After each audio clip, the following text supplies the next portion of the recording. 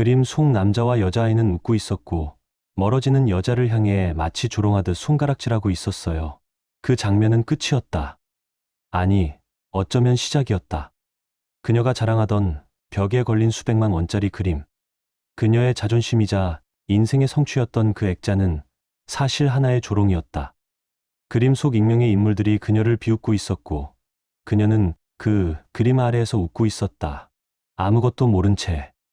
그날 진수는 자신의 복수가 완성되었음을 직감했다. 누군가는 이혼 서류 하나로, 누군가는 딸의 외면으로 무너지기도 하지만 그는 달랐다. 그는 그녀가 사랑했던 모든 것들을, 그녀가 신뢰했던 모든 상징들을 조용히 바꿔치기 했다. 그리고 마침내 그녀의 믿음마저 조각조각 흩어지게 만들었다. 복수는 예고 없이 다가왔고 파괴는 서서히, 그러나 정확하게 진행됐다. 겉으로는 고요한 부부였다. 서울 외곽의 집, 오랜 결혼 생활, 잘 자란 딸. 모두가 부러워하는 풍경 속에서 누군가는 무너지고 있었고 누군가는 차분하게 무너뜨리고 있었다. 누가 피해자였고 누가 가해자였는지는 이미 중요하지 않았다. 이 이야기는 단순한 외도에 관한 이야기가 아니다. 이건 숨지 않고 끝까지 응시한 사람과 끝내 외면한 채 도망친 사람의 이야기다. 누군가는 마지막까지 웃었다. 그리고 누군가는 끝까지 무너져 갔다. 이제 당신은 어느 쪽에 서게 될까? 결말은 여러분의 예상을 완전히 뒤엎을지도 모릅니다. 여러분의 생각은 어떠셨나요? 댓글로 꼭 남겨주세요. 구독과 좋아요도 잊지 마시고 방탐정의 이중 파일과 함께 더 놀랍고 흥미로운 이야기 속으로 떠나봐요. 금요일 오후, 분당을 빠져나온 지 2시간이 넘었지만 여전히 서울 외곽도로에서 벗어나지 못했다. 회색 하늘 아래 창밖 풍경은 지루하게 반복되고 있었다. 운전석의 진수는 묵묵했고 조수석의 나영은 창밖만 바라보며 말이 없었다. 텅 빈 뒷좌석은 몇 시간 전까지 딸의 짐으로 가득했었다. 서윤이, 이제는 20살, 서울대 기숙사의 첫 발을 디딘 그들의 하나뿐인 딸. 진수는 캠퍼스 앞에서 딸의 등을 바라보며 손 흔들던 장면을 떠올렸다. 이별이 아니라 되돌릴 수 없는 변화의 시작 같았다. 이제 집이 좀 휑하겠지? 그가 먼저 입을 열었다. 당신보단 나한테 더 붙어 있었잖아. 우리 작은 공주님, 나영이 엷게 웃으며 말했다. 그래, 우리 공주니까 최고만 줘야지. 하지만 말끝엔 어딘가 지친 기색이 스며 있었다. 잠시 머뭇대던 진수가 조심스레 말했다. 요즘 서윤이 좀 이상하지 않아? 나한텐 정말 차가워. 당신한텐 꼭 붙어 있었는데 이제 내 눈도 안 마주치고. 나영은 대답 대신 여전히 창밖만 바라보았다. 당신 없을 땐 방에 틀어박히고 문도 안 열어. 고3이 얼마나 예민했겠어. 서울대 부담도 컸을 거고. 알아. 이해 못하는 건 아니야. 잠시 후 나영이 입을 열었다. 근데 말이야, 우리 둘만 있을 때 걔 눈빛 당신 못 느꼈어? 진수는 말없이 운전만 계속했다. 차 안엔 무거운 침묵이 흘렀고 어느새 도심의 건물들이 가까워지고 있었다. 2달 전 기억나? 소파에 앉아 있는데 갑자기 부엌에서 칼을 들고 다가왔던 거. 진수의 목소리는 낮았지만 단호했다.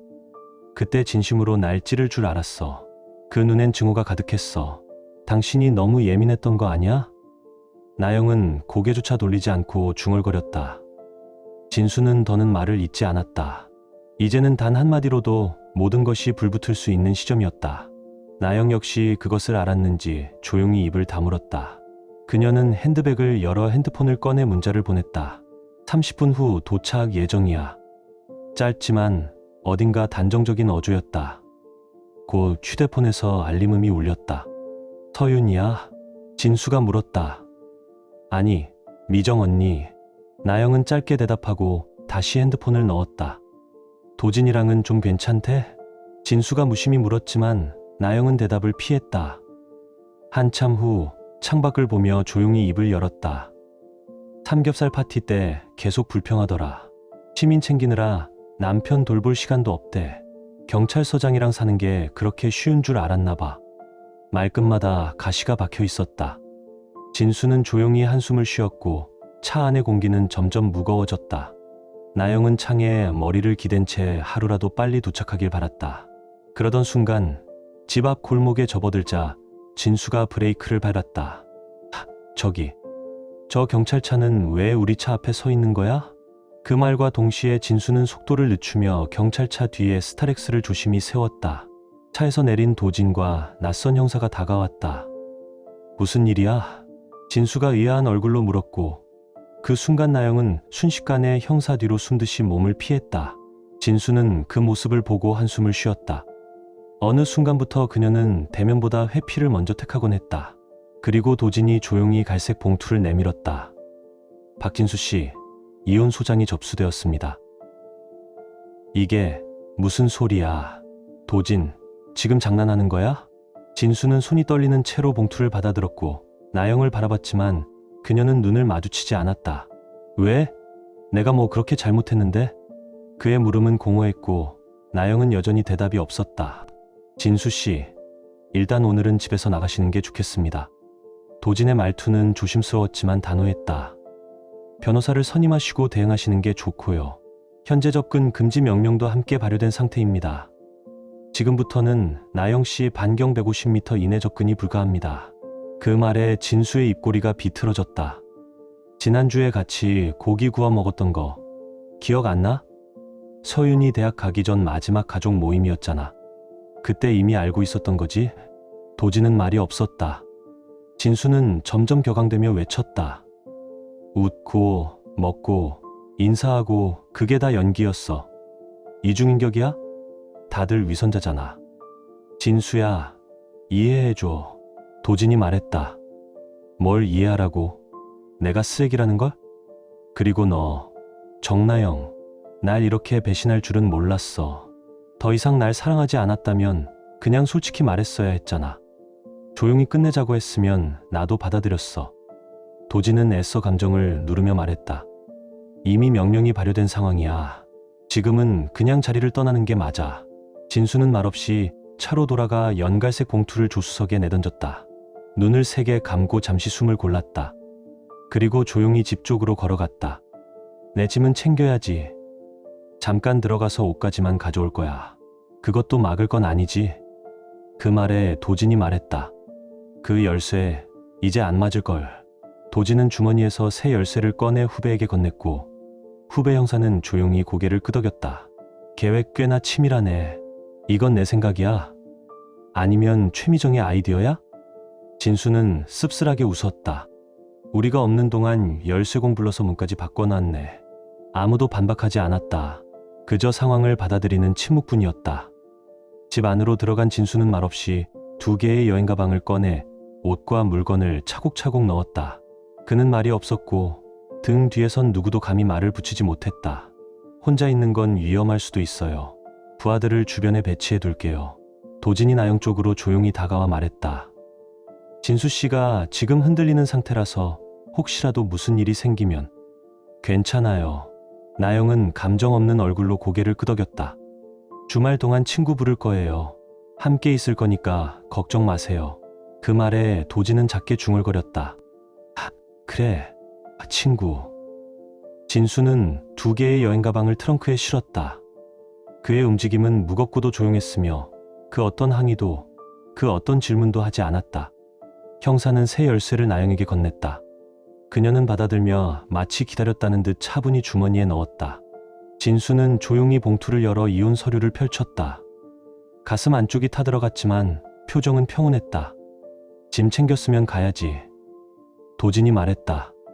그 순간 진수가 손에 쥔 서류를 힘껏 흔들며 말을 뱉었다. 이 여자 지금 회사 절반, 예금 절반, 집, 차에다가 매달 위자료까지 요구하고 있어. 날 그냥 말려 죽이겠다는 얘기잖아. 진수 씨, 계속 이렇게 나오시면 체포할 수밖에 없습니다. 도진이 수갑을 꺼내 보이며 경고했다. 진수는 한참 동안 아무 말도 하지 않다가 고개를 끄덕였다. 됐어. 사인하지. 그냥 이 서류대로. 그는 천천히 펜을 꺼내 서류 맨 끝에 이름을 눌러 썼다. 글씨는 또렷했지만 그 손끝은 떨리고 있었다. 복사 번조. 증인 서명도 하고. 나영은 작게 웃었다. 그녀의 눈동자엔 해방감마저 서려 있었고 그 입꼬리는 드디어 다 끝났다는 승리자의 미소를 품고 있었다. 도진은 말없이 서류에 서명하고 복사본을 진수에게 건넸다. 진수는 아무 말 없이 차에 올라탔다. 하지만 문을 닫기 직전 창문 너머로 고개를 돌려 소리쳤다. 그놈 누구야? 도대체 언제부터였어? 그 눈엔 분노가 아닌 분노를 넘어선 절망이 가득했다. 들어가. 문 잠가. 도진이 작게 말했고 형사는 조심스럽게 나영을 안으로 들였다. 진수씨, 제발 무리한 행동은 하지 마요. 서윤이 생각해서라도. 도진의 목소리는 진지했다. 그러나 진수는 웃음을 터뜨렸다. 그 웃음은 쓴 웃음이었고 눈동자는 붉게 물들어 있었다. 내가 그 여자랑 결혼한 게 인생 최대의 실수였어. 그는 차 문을 닫고 시동을 걸며 말했다. 이혼하자는 이유? 간단하지. 내가 자기 방식대로 열린 결혼을 못 받아들였거든. 뭐? 열린 결혼? 도진이 놀란 듯 되물었다. 순진한 척하지 마. 도진아, 다들 알고 있었잖아. 나만 몰랐던 거지. 진수의 목소리는 서서히 높아졌고 얼굴은 경직돼 있었다. 내가 야근하는 밤마다 내 동생 지훈이가 내 침대에 누워 있었다는 사실. 이제 와서 모른 척하지 마. 지금 내 동생을 모함하는 거야? 아직도 그 여자 말을 믿니? 경찰이라면 감으로도 알 수 있었을 텐데. 한 번쯤은 내 눈으로 확인했어야지. 진수는 고개를 돌리지 않은 채 마지막 말을 남겼다. 집에 가서 직접 물어봐. 그럼 알게 될 거야. 그는 그대로 후진했고 순식간에 골목을 빠져나갔다. 남겨진 나영은 거실 한켠에 걸린 액자 앞에 섰다. 벽에 걸린 그림은 그녀가 아끼던 파그노레 기차역, 한때 100만 원을 호가했던 명작이었다. 결국 두고 갔네. 바보 같긴. 나영은 비웃음처럼 씁쓸한 미소를 지었다. 그녀는 휴대폰을 꺼내 단축번호를 눌렀다. 신호음이 이어졌고 이내 연결이 끊겼다. 제발. 이재훈, 왜 안 받아? 혼잣말처럼 중얼거리며 핸드폰을 소파 위에 던졌다. 그녀는 와인잔을 들고 다시 그림 앞에 섰다. 입가엔 와인이 닿았지만 입맛은 돌지 않았다. 온몸이 무기력해지던 순간 처음 그를 만났던 날이 떠올랐다. 1년 전이었다. 압구정의 한 백화점 신발 코너. 점심시간의 북적임 속에서도 단정한 옷차림과 단련된 몸매, 여유 있는 눈빛을 가진 남자가 눈에 띄었다. 그 짧은 눈맞춤 하나로 나영은 이상하게 끌렸다. 말은 몇 마디뿐이었고 번호만 주고받았지만 그 순간은 오래 남았다. 다음 날 그녀는 망설임 없이 그를 다시 만났다. 짧은 시간이었지만 낯설지 않았고 그 만남을 기점으로 그녀의 일상이 조금씩 어긋나기 시작했다. 결혼 생활, 엄마로서의 책임, 반복되는 하루들이 갑자기 무의미하게 느껴졌다. 그는 이름도 기대도 요구하지 않았다. 질문 없이 바라보는 눈빛 속에서 그녀는 자신이 아직도 한 사람이라는 감각을 되찾고 있었다. 그날 이후 그녀는 종종 그의 공간을 찾았다. 청소를 도와주고 선물을 챙기며 때로는 차를 대신 몰기도 했다. 열쇠를 건네봤던 순간엔 자신만의 비밀 장소가 생긴 듯한 기분도 들었다. 모든 것은 단순했고 명확했으며 그녀에게는 낯설게 편안했다. 하지만 지금은 아니었다. 그의 연락은 끊겼고 핸드폰을 들었다 놓기를 반복하다가 결국 소파 위로 내던졌다. 이럴 수가 없어. 지금쯤이면 와 있어야 했잖아. 혼잣말처럼 중얼이며 TV를 켰지만 자막은 눈에 들어오지 않았다. 결국 샤워기로 향한 그녀는 얼마 전 그가 했던 말을 떠올렸다. 이제 당신은 더 이상 아내가 아니야. 그저 나만의 사람이지. 그때는 망설임도 없었지만 지금은 모든 게 흐릿했다. 불안과 초조함은 곧 분노로 바뀌었고 그녀는 냉장고에서 음식을 꺼내며 중얼거렸다. 망할 지금 당장 달려가고 싶지만 나가면 안 되잖아. 그 순간 TV 속 뉴스 화면이 바뀌었다. 앵커의 차가운 목소리가 거실을 울렸다. 경찰서장 한도진, 아내에게 총격을 가한 뒤 남동생의 직장까지 찾아가 총 5발을 발사했습니다. 현재 부인과 남동생 모두 현장에서 사망한 것으로 확인됐습니다. 와인잔이 손에서 미끄러질 뻔한 나영은 떨리는 숨을 들이쉬며 중얼거렸다. 미정 언니, 그토록 경고했는데도 결국 그렇게 돼버렸다. 그날 밤 잠을 이루지 못한 나영은 방안을 서성였다. 남편은 사라졌고 연인은 연락이 끊겼으며 절친은 세상을 떠났고 딸은 등을 돌렸다. 남은 건 300km 떨어진 지방에 사는 언니뿐이었다. 토요일 하루 종일 아무 연락도 없었다. 수십 번 핸드폰을 들었다 놓으며 그는 문자 하나 남기지 않았다. 결국 일요일 아침 그녀는 직접 그의 오피스텔로 향했다. 문을 열자마자 낯선 기운이 느껴졌다. 벽은 텅 비었고 전자제품과 옷장이 모두 사라져 있었다. 갔구나. 아무 말도 없이 침대 위에 주저앉은 그녀는 얼굴을 감쌌다. 같이 살자고 말한 건 당신이었잖아. 곧장 백화점으로 향했지만 그가 일하던 신발 코너엔 그가 없었다. 동료는 말했다. 금요일 아침 지갑 두고 나갔다더니 그 후론 연락 없고 오후엔 사직 메일만 왔어요. 그녀는 말없이 매장을 떠났다. 주차장까지 걷는 내내 눈물이 흘렀다. 왜 나한테 이럴 수가 있어. 집으로 돌아가는 길 주유소에 들렀다. 카드를 긁었지만 존재하지 않는 계좌라는 안내가 나왔다. 남은 현금으로 겨우 기름을 채운 그녀는 불안에 사로잡혔다. 차도 집도 거의 다 갚았고 등록금도 따로 모아뒀었는데 혼잣말처럼 중얼이며 은행을 찾았다. 그러나 창구 직원은 말했다. 차량 외에도 추가 주택담보대출이 확인되며 등록금 용도로 사용된 것으로 보입니다. 그럼 왜 제 계좌에 돈이 하나도 없는 거죠? 최근 입금 내역이 없고 대출 상환 자동이체로 잔액이 소진된 상태입니다. 남편 회사에서 들어오던 이체는요? 죄송합니다. 박진수 대표의 계좌 정보는 제공해드릴 수 없습니다. 그럼 대출금을 지금 못 내면 어떻게 되나요? 곧 연체되며 차량과 주택 모두 압류 절차가 진행될 수 있습니다. 저 지금은 직장도 없는데요. 변호사와 상담하시는 것이 좋겠습니다. 은행을 나선 나영은 진수와 공동 명의의 금고로 향했다. 하지만 안에는 보석 몇 개만 남아 있었고 그녀는 조용히 그것들을 가방에 담았다. 그 반짝임조차 낯설고 차가웠다. 떨리는 손으로 진수에게 전화를 걸었지만 없는 번호라는 안내가 반복됐다. 회사 번호도 마찬가지였다. 마지막 희망으로 딸에게 전화했지만 되돌아온 건 날카로운 목소리였다. 뭐야, 마녀야. 왜 전화했어? 서유나 왜 그런 말을. 아빠 버린 사람한테 할 말 없어. 이제 연락하지 마. 뚝. 신호가 끊겼다. 운전석에 앉은 그녀는 멍하니 핸들만 잡고 있었다. 모두 왜 떠나는 거지? 어디서부터 잘못된 걸까? 결국 변호사 사무실에 상담을 예약하고 오후에 방문했다. 변호사는 말없이 차 한 잔을 건넨 후 조심스레 입을 열었다. 박진수 대표의 회사는 이혼 서류 접수 하루 전 파산 신청이 접수되었습니다. 현재 자산 청산 검토 중입니다. 그럴 리가요. 며칠 전까진 괜찮다고 했는데 불과 2주 전까진 재무 상태가 양호했습니다. 하지만 지금은 계좌가 모두 동결됐고 대부분 자산이 이동된 상태입니다. 그럼 집이랑 차는요? 이혼 서류 접수 직전 집을 담보로 한 추가 대출과 차량 명의 이전이 이뤄졌습니다. 전 서명한 적 없어요. 일반 계약서처럼 보이도록 구성된 서류였고 내용 확인은 안 하셨던 것으로 보입니다.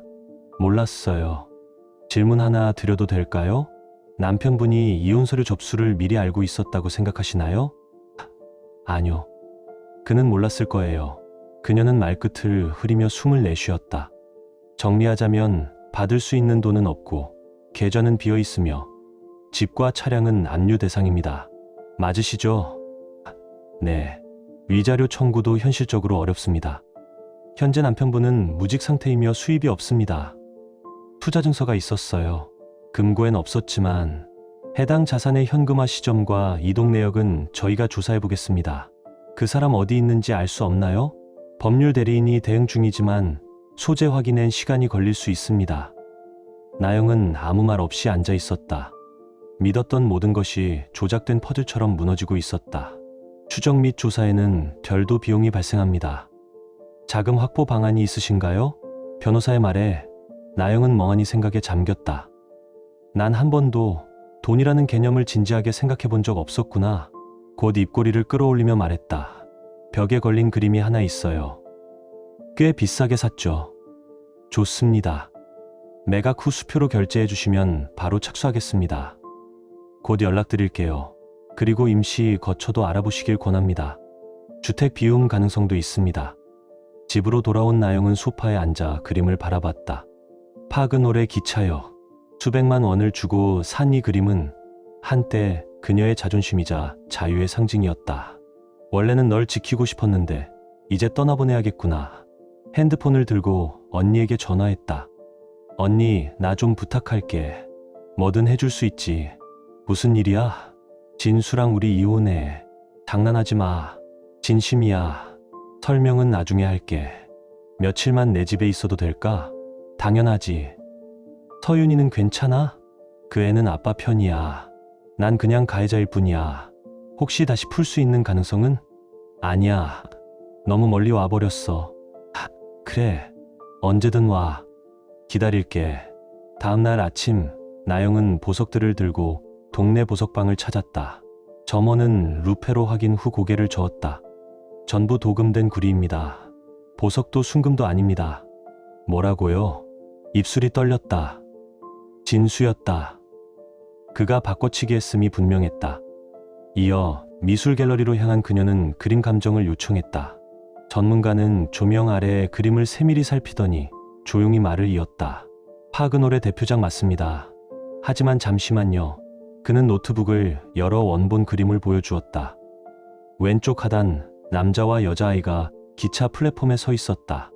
여자는 떠나고 남자는 그 뒷모습을 바라보며 아이는 울음을 참는 표정이었다. 이제 고객님 그림을 보세요. 돋보기를 든 나영은 화면과 다른 장면을 마주했다. 남자와 아이는 고개를 돌려 웃고 있었고 여성의 뒷모습을 향해 손가락질하고 있었다. 그 미소는 조롱이었다. 이건 가짜예요? 네, 정밀한 위작입니다. 예술품으로선 가치가 없습니다. 그녀는 숨을 내쉬며 주저앉았다. 그 인간 여기도 손댔구나. 그림 속 남자아이의 비웃음이 그녀의 마음을 찔렀다. 그건 단순한 위작이 아니었다. 조롱이었고 대상은 바로 그녀 자신이었다. 말도 안 돼. 의자에 앉은 그녀는 등골이 서늘해지는 걸 느꼈다. 진수의 복수는 이제 예술까지 건드리고 있었다. 제가 이 그림 20만 원에 사겠습니다. 감정가는 덧붙였다. 갤러리 한쪽에 걸어두면 손님들이 흥미있어 할 겁니다. 나영은 말없이 고개를 끄덕였다. 그녀 손에 남아있던 마지막 가치마저 그렇게 사라졌다. 비틀거리며 갤러리를 나서던 나영에게 전화가 울렸다. 언니의 이름, 희망처럼 보였지만 통화 버튼을 누른 순간 그 기대는 산산이 부서졌다. 언니라고 부르지 마. 이 마녀 같은 년아. 뭐야. 갑자기 왜 이래. 지훈이한테 영상 링크가 담긴 메일이 왔어. 너랑 그 남자, 모텔, 우리 집 침대까지 다 찍혀 있더라. 1년 전부터 최근까지. 그건 내가 먼저. 설명하지 마. 듣고 싶지도 않아. 역겨워. 지훈이 말했어. 너 다시는 우리 집에 못 오게 하라고. 딸한테도 해가 될 거래. 당장 꺼져. 그 남자한테 나가. 뚝. 전화는 그 말과 함께 끊겼다. 들켰어. 나영은 핸드폰을 쥔 채 주저앉았다. 가족, 친구, 세상 모두가 등을 돌렸다. 이 도시에 더는 있을 수 없어. 멀리, 아주 멀리 가야 해. 5년 후 박진수는 교회 예식당 맨 앞줄에 앉아 있었다. 단정한 검은 슈트, 곁엔 딸 서윤이 손을 잡고 있었다. 서윤은 단상 위에 올라가 미소를 지었다. 네, 저 그 사람과 결혼하겠습니다. 그 미소엔 그림자도 후회도 없었다. 진수는 조용히 숨을 내쉬며 5해 전의 그날을 떠올렸다. 그날 그는 사무실에서 서윤의 전화를 받았다.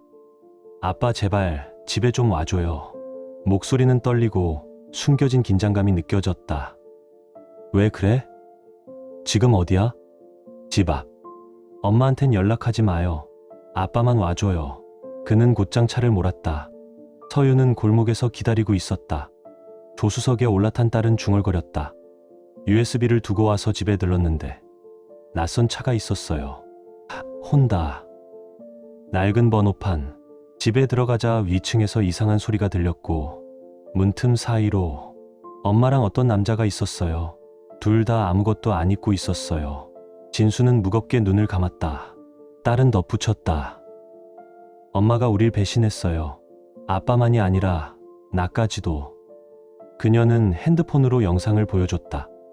그 안엔 소리, 숨결, 현실이 담겨 있었다. 엄마를 쫓아내줘요. 그 사람은 더 이상 내 엄마가 아니에요. 바로 결정할 수는 없어. 법적 절차도 있고. 아빠 아직도 엄마를 사랑해요? 진수는 대답하지 못했다. 난 이해 못해요. 외도는 가족을 무너뜨리는 짓이에요. 그때 서윤이 창밖을 가리켰다. 왔어요. 저 차예요. 둘은 조용히 그를 따라갔다. 남자는 백화점 직원 전용 입구로 들어갔다. 서윤은 얼굴을 찍고 말했다. 확실해졌네요. 학교로 데려다 주세요. 그 사람에게 뭐라고 할까? 내가 전화해서 USB 가져오라고 했다고 해요. 혼자 상대하지 마요. 절대. 근데 왜 이렇게까지 해야 해? 엄마가 우리가 다 안다는 걸 알면 무슨 짓을 할지 몰라요. 계획된 싸움이 나아요. 진수는 고개를 끄덕였다. 좋아. CCTV부터 설치하자. 모든 걸 알려줘야 해요. 응. 사랑해. 나도요, 아빠. 그 사이 감시 카메라는 전부 회수되었고 집 안의 고가 물품들은 사라졌으며 현장은 깔끔하게 정리되었다. 모든 흔적은 그가 스스로 짐을 싸고 떠난 것처럼 완벽히 조작되었다. 이후 재훈이 어디로 갔는지는 아무도 몰랐다. 진수 역시 그 사실을 서윤이나 세정에게 단 한마디도 하지 않았다. 금요일 오후 이혼 서류를 정나영에게 전달한 뒤 진수는 조용한 모텔에 들어갔다. 낡은 리모컨으로 TV를 켜고 저녁 뉴스를 보다 잠시 웃었다. 조용히 문을 두드린 남자가 카메라가 든 작은 가방을 건넸다. 그는 말없이 보수를 받고 떠났다. 어디에 묻혔는지, 누구에게 넘겨졌는지 그에 대한 질문은 없었다. 아무도 묻지 않았고 아무도 대답하지 않았다. 토요일 아침 진수는 오래된 핸드폰을 버리고 새 번호로 바꿨다. 그리고 그 번호는 오직 서윤에게만 전해졌다. 그는 다시 세정의 집으로 향했다. 게스트룸에 머물며 며칠 동안 녹화된 영상들을 정리했다. 재훈의 얼굴은 흐리게 처리되었고 혹시나 실종 처리되더라도 어떤 연계도 남지 않도록 만들었다. 세정의 아들과도 자연스럽게 가까워졌다. 낮에는 공부를 봐주고 밤에는 아무 말 없이 아이와 TV를 봤다. 그리고 마지막 단계, 세정의 친척 노부부가 외부 투자자로 위장해 진수의 회사를 인수했다. 직원은 그대로 유지됐고 사업자 등록만 바뀌었을 뿐 겉으로 보기엔 아무 일도 없었다. 월요일 서윤에게 전화가 왔다. 엄마가 아빠 찾고 다닌대요. 그 말에 둘은 동시에 웃었다. 그 웃음엔 안도와 슬픔 그리고 해방감이 섞여 있었다. 그날 밤 진수는 익명의 이메일 계정을 만들었다. 3개월간 수집한 영상들과 녹음 사진, 모든 자료들을 정나영의 가족, 친구, 동료, 심지어 형국까지 포함한 주소로 발송했다. 그 어떤 설명도 없이 그녀가 어떤 사람인지 보여주는 기록들만 남겼다. 진수는 세정의 집에 3개월 더 머물렀다. 이혼 절차가 마무리되기 전까지 둘은 서로의 거리를 조심스럽게 지켰다. 세정은 분명히 말했다. 법적으로 정리되기 전까진 손도 대지 말아요. 진수는 그 약속을 지켰다. 그 덕분에 누가 묻는다면 그는 단지 파산한 사장이자 친구 집에 신세를 지는 중이라고 답할 수 있었다. 이혼 심판 당일 정나영은 법정에 나타나지 않았다. 집은 이미 압류되었고 차량도 넘어갔다. 진수는 무직 상태였고 수입도 없었다. 판사는 신속히 이혼을 승인했다. 위자료도 재산 분할도 없었다. 정나영 측 변호사는 아무런 이의도 제기하지 않았다. 복도에서 마주친 그 변호사는 쓴웃음을 지으며 말했다. 정말 전략가시네요, 박진수 씨. 진수는 고개를 살짝 기울이며 짧게 답했다. 그런가요? 그리고 조용히 뒤돌아섰다. 아빠, 정신 좀 차려요. 아, 미안. 뭐라고 했지? 이제 아빠랑 딸의 댄스 시간이에요. 다들 보고 있단 말이에요. 방금 딴 생각 좀 했네. 공주님. 진수는 서윤의 손을 잡고 무대 위로 올랐다. 잔잔한 음악에 맞춰 두 사람은 천천히 회전했다. 이제 엄마랑도 춤춰야 해요. 진수가 웃으며 말했다. 그리고 약속했잖아요. 우리 막내랑도 춤추기로. 서윤이 미소 지었다. 결혼식장에서 진수는 세정에게 다가가 조용히 손을 내밀었다. 한 곡 함께 추실래요? 세정은 천천히 고개를 끄덕였고 두 사람은 조용히 춤을 시작했다. 그날 밤 진수는 바에 들러 위스키 한 잔을 시켰다. 한 모금 마시고 조용히 자리에 앉았다. 그리고 5년 전에 그 전화 한 통을 떠올렸다. 그날 밤 진수는 조용히 방 안에 앉아 있었다. 결혼식이 끝난 후의 고요함, 바깥은 잔잔한 밤 공기, 방 안엔 희미한 조명. 그는 손에 들고 있던 핸드폰을 내려다보다가 화면 위로 떠오른 낯선 번호를 바라봤다. 안녕하세요, 박진수 씨. 저는 문영석 박사입니다. 무슨 일이죠? 정나영 씨에 대한 이야기입니다. 그 이름 들어본 지 5년, 그리 길지 않은 듯도 하고 아주 먼 옛날 같기도 했다. 진수는 말없이 침대에 앉았다. 계속 말씀하세요. 저는 심리상담사입니다. 정나영 씨의 마지막 치료를 맡고 있습니다. 마지막이요? 예, 그녀는 말기 상태입니다. 간단히 설명드려도 괜찮을까요? 네, 말씀해보세요. 문 박사는 조용히 나영의 이야기를 전했다. 어린 시절부터 시작된 외로움, 진수를 만났던 날들, 그리고 이재훈과의 잘못된 선택. 그녀는 그것이 자신 인생의 가장 큰 실수였다고 말했다고 했다. 진수가 모든 걸 알고 있었고 그 복수가 얼마나 치밀했는지도 뒤늦게 깨달았다고 했다. 가족을 잃은 건 전적으로 자신의 탓이라며 그녀는 도망치듯 도시를 떠났고 남은 전 재산은 단 20만 원뿐이었다고. 이름도 낯선 지방의 고속도로 근처 허름한 술집에서 트럭 운전사들을 상대로 일했다. 숙소는 주인이 제공했지만 대가가 따랐다.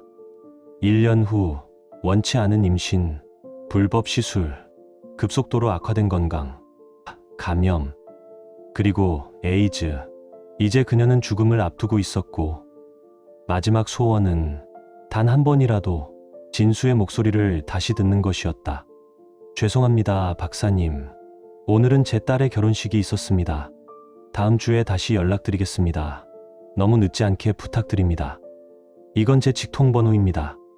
전화를 끊고 나자 세정이 조용히 그의 옆으로 다가와 어깨에 팔을 둘렀다. 여보, 술 너무 마시지 마요. 나중에 운전해야 하잖아요. 진수는 잔을 밀어두고 그녀를 바라봤다. 나는 당신과 우리 아들을 지킬 거야. 절대 위험하게 하지 않을게. 춤출래요? 세정이 그의 귓가에 속삭였다. 지금 당신이 정말 필요해요.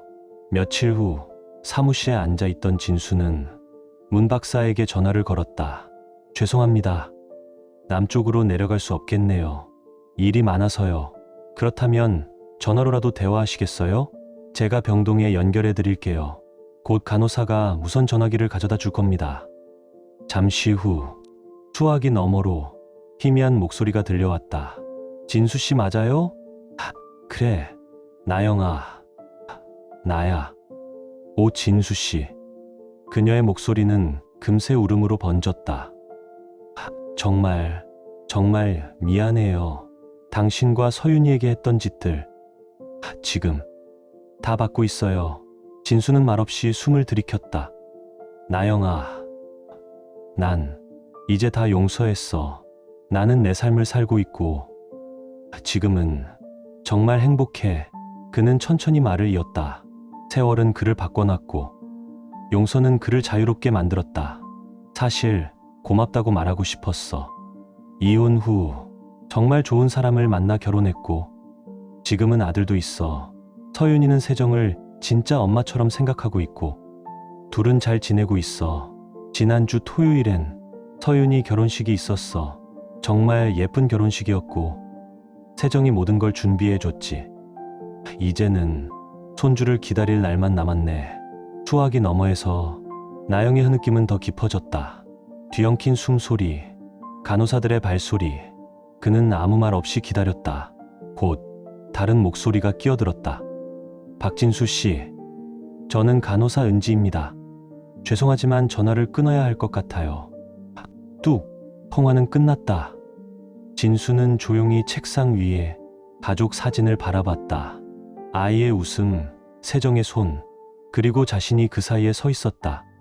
끝까지 웃는 자가 진짜로 웃는 거지. 그는 그렇게 아주 천천히 미소 지었다.